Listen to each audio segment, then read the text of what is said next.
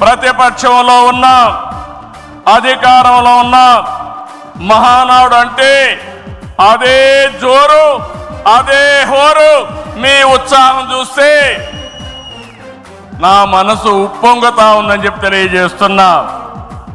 రాయలసీమలో మహానాడు అంటే తిరుపతిగా ఉండేది.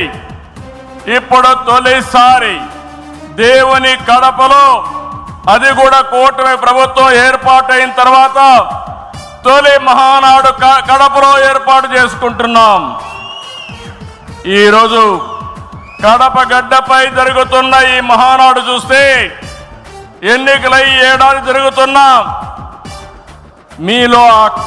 మీలో ఆ కసి, ఉత్సాహం, ఉద్వేగం ఏమాత్రం తగ్గలేదు.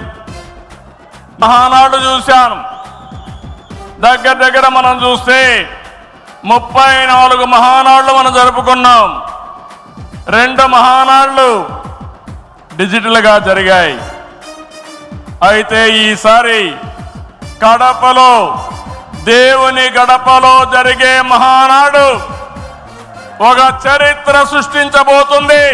సువర్ణాక్షరాలతో ఆంధ్రదేశ రాష్ట్ర ఆర్థిక పరిస్థితి ఒక దిశ నిర్దేశిస్తుందని చెప్పి తెలియజేసుకున్నా.